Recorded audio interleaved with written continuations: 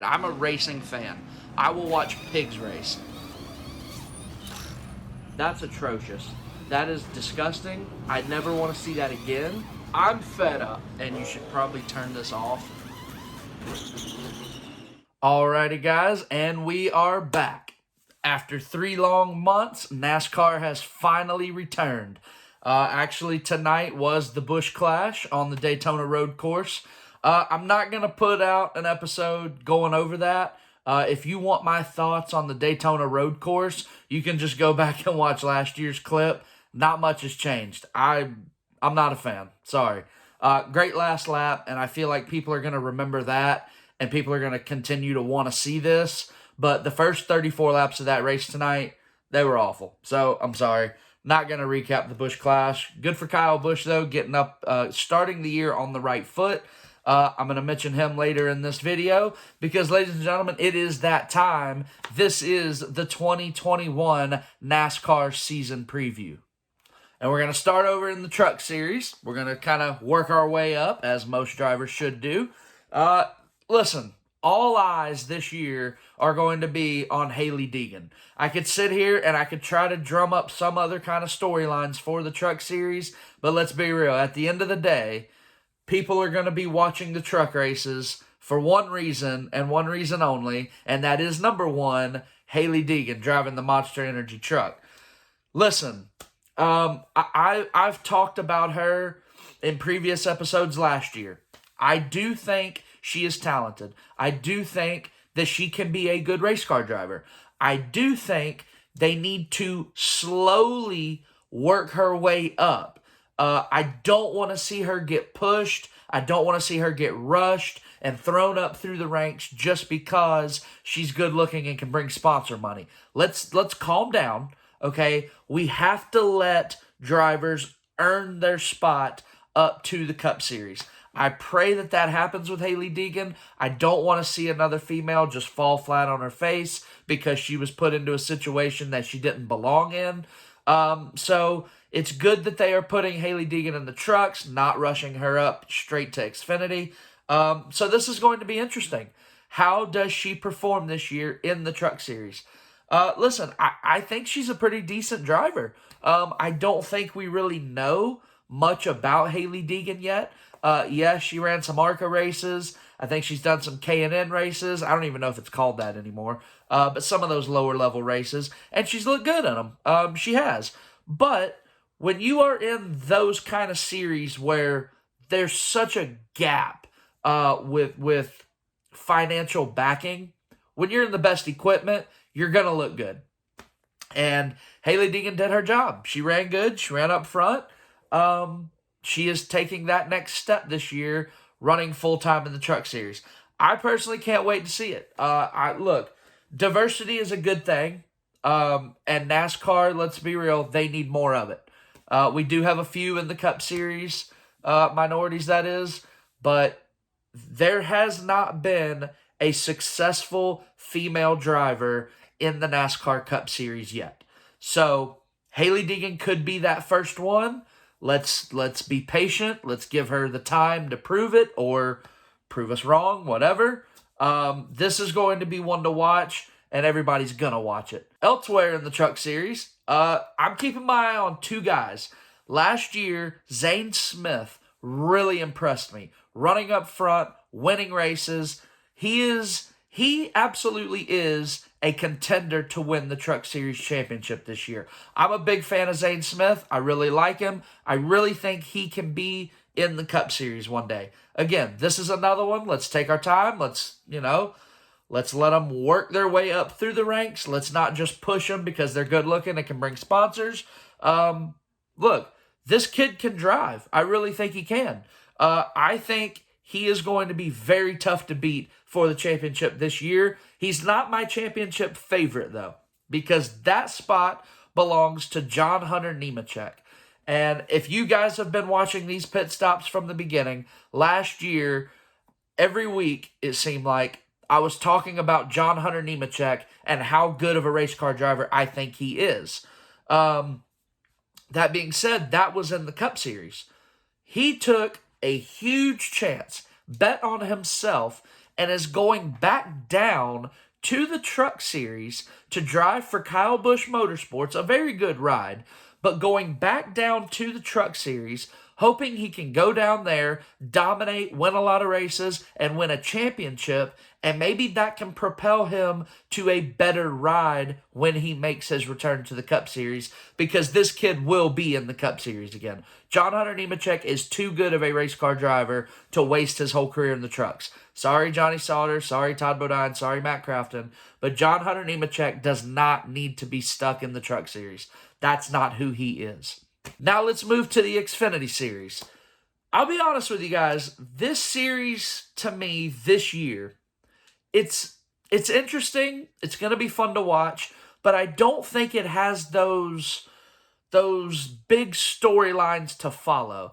Like the Truck Series with Hailie Deegan and with John Hunter Nemechek. Those are major storylines to really follow all year. This year, in the Xfinity Series, it really comes down to 3 drivers for me as well, just like the Truck Series. I'm going with Noah Gragson and Austin Cindric. Those two are going to battle it out all year. Those are going to be the 2 championship favorites. I guess Austin Cindric would technically be the favorite since he won it last year. But I believe him and Noah Gragson are going to go back and forth. They're going to have great battles this year. Austin Cindric has his ride for next year already determined. He is going to be moving up to Wood Brothers Racing in the Cup Series to drive the number 21 car in 2022. There's a lot of 20s there. Noah Gragson, however, he does not have a Cup ride lined up yet. Now, there was some speculation as maybe he would move up to Hendrick Motorsports and replace Jimmy Johnson, but of course that spot went to Kyle Larson, deservedly so.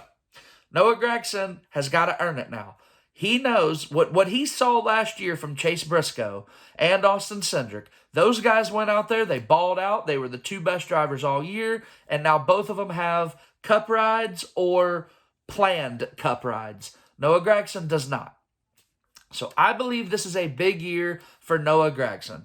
He has got to go out there and prove that he has what it takes and that he deserves to take that next step and join the elite of the elite in the NASCAR Cup Series for 2022. There's one other guy I want to keep my eye on in the Xfinity Series this year, and that is a boy that grew up close to where I'm from. He grew up in Kannapolis, North Carolina. That would be Daniel Hemrick. Here's a guy that has ran good. Let's be real.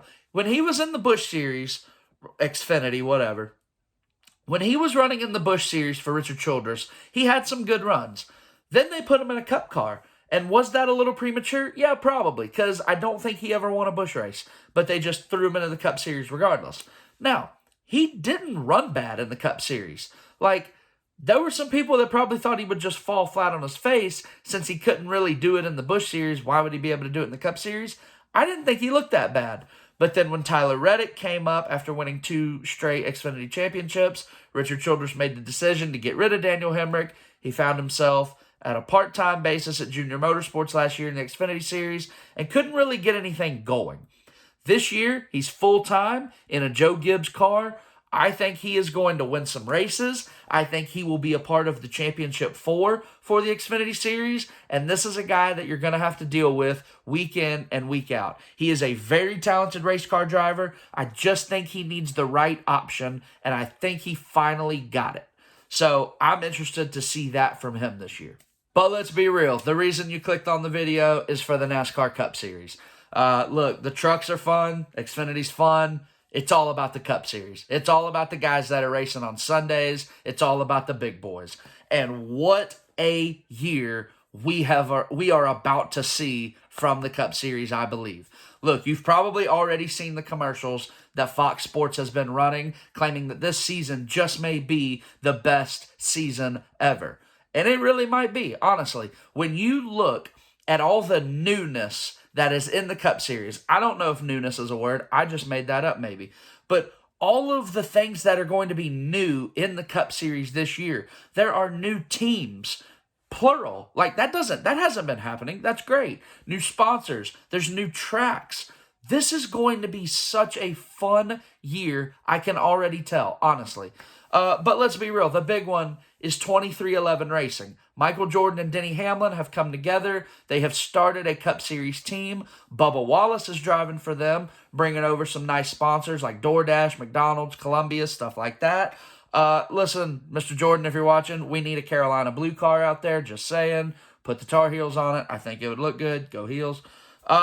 This is the one that is going to get all the attention. Everybody wants to see how Bubba Wallace will perform. Now, let's get real on Bubba Wallace here, okay? I am a fan of Bubba Wallace. I really like him. I think he is a good race car driver. I don't think he's great yet. I think he can be great. But as it stands right now, he is a good race car driver. Let's pump the brakes and let's get real about this, okay? Bubba Wallace did not have a Cup ride just a few years ago. He was put in the ride after Eric Almirola messed his back up in a crash at Kansas. Bubba Wallace has ran well in the 43. Richard Petty decided to keep him. And they've just kind of been there. They're solid. That's it. Bubba Wallace got very popular, very famous last year during all the social justice unrest in this nation. And let's be real, it made him a superstar. He is now one of the most popular drivers in all of NASCAR for things that don't pertain to on-track performance. It's facts. I'm sorry. It's time now for Bubba to prove it on the track. And he has said everything right this offseason. Last year, 2020, was more about the off-the-field stuff for Bubba. 2021, we got to bring it back on the track. He's got to go out there. He's got to have some top 10s, maybe an occasional top 5. This is a brand new team. I do not expect them to win a race this year. It would be cool. And yeah, they could, I guess, potentially back into a restrictor plate win at Daytona or Talladega because anybody can win at those races. But this is a brand new team. It is going to be very hard to come out of the box first season and win. That would be something that I don't think anybody that is a true NASCAR fan and really understands the sport would see coming. That would be absolutely huge. It'd be crazy. I do think, however, Bubba's got to go out there. He's got to have some top 10s, get an occasional top 5. Just finish on the lead lap more times than you don't. Try not to crash very many cars. Listen, just be good this year. That's it. I get it. He's going to have to take that next step. I think we're asking a lot out of him to go out there and instantly be one of the faces of the sport for a race team that has never competed before. Let's slow down. I do think he'll run good, but let's slow down. I've got Kyle Larson written down. Listen, this boy is one of the best pure race car drivers I have ever seen in my life. Kyle Larson is so talented. He is so good. And we know he's good. Now that you have basically given him a full year off, he is going to have such a new focus, a new hunger, and a new drive that he has not had as a member of the Cup Series. Oh, by the way, he's with a better team now. This dude got a promotion. This dude got kicked out of the sport after like 4 or 5 races last year, sits at home, runs some dirt races, goes and has a good time, and gets a promotion from his couch. That should tell you how talented this guy is and how talented Rick Hendrick thinks this guy is. Kyle Larson is going to be an immediate threat from the second they drop the green flag this Sunday at the Daytona 500 all the way to when they drop the checkered flag at Phoenix in November and we crown a champion, which just might be Kyle Larson. I'll give you my championship 4 prediction in a few minutes. Kyle Larson is going to be unstoppable this year. I really think so. It helps that he is a part of Hendrick Motorsports, the best team in NASCAR. They are, the cream of the crop. Hendrick Motorsports is the best. These last few years, however, they have been a little behind Team Penske, Stewart-Haas, and Joe Gibbs, really. But I think that changed last year. As soon as NASCAR came back from the COVID shutdown, literally that very first race at Darlington, Hendrick Motorsports just looked different. All four of those cars ran well, and it was just a different team from there on out. 3 out of the 4 cars made the playoffs. The 4th car was the first car out of the playoffs, Jimmy Johnson. Hendrick Motorsports is back.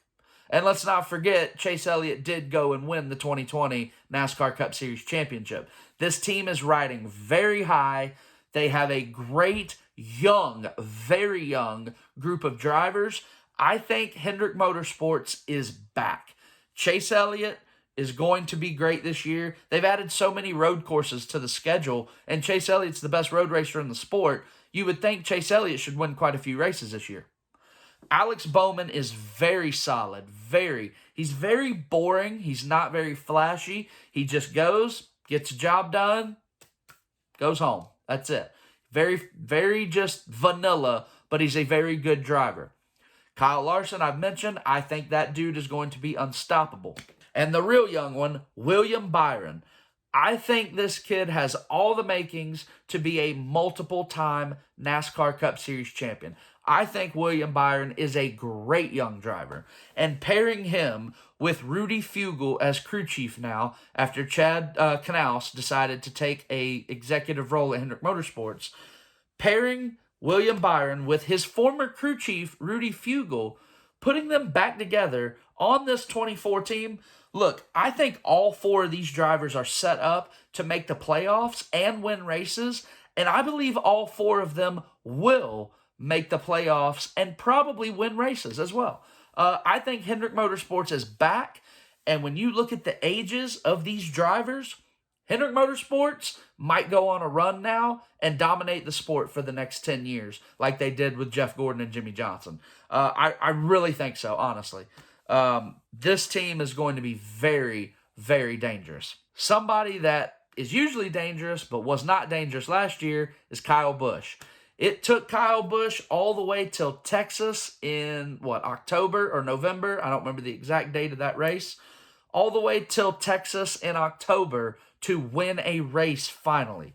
Kyle Busch is going to have a bounce-back season in 2021.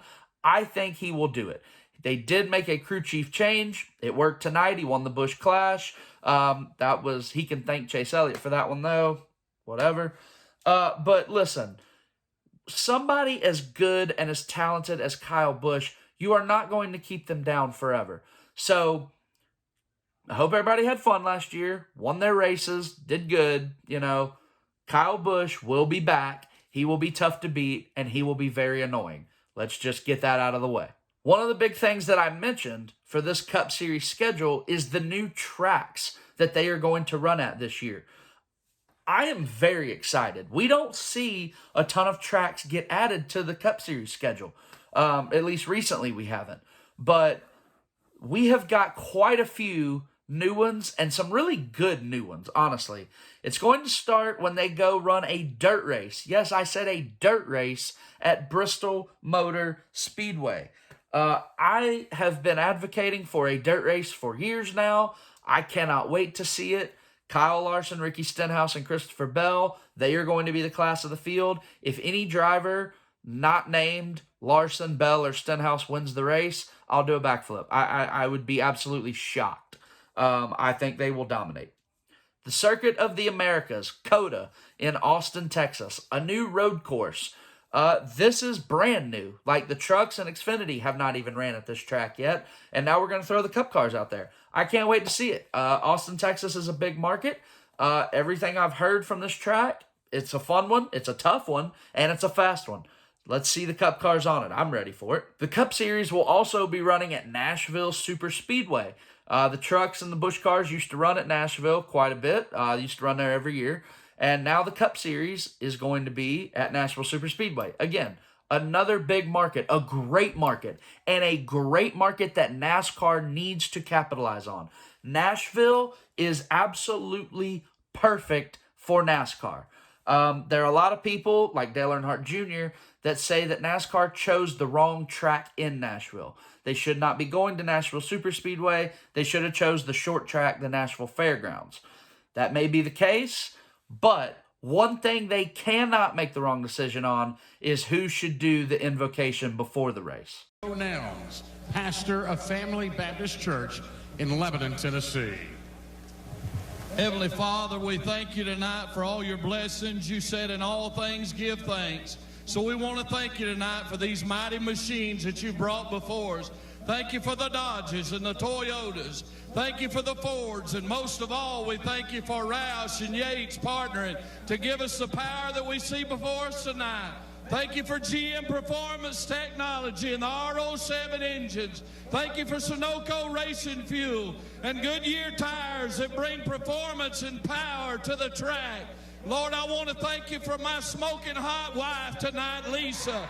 My two children, Eli and Emma, or as we like to call them, the Little E's. Lord, I pray you bless the drivers and use them tonight.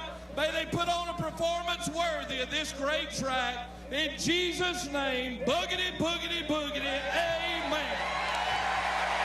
Next up, the Brickyard 400 is going to look different. Instead of running on the big 2.5-mile oval at Indianapolis, the NASCAR Cup Series will be running on the Indianapolis Road Course. The Xfinity cars ran there last year, put on a great show, had a great finish. NASCAR says, all right, let's try it with the Cup cars. I'll be interested to see how that works. Indianapolis has lost its luster in NASCAR. Let's be real.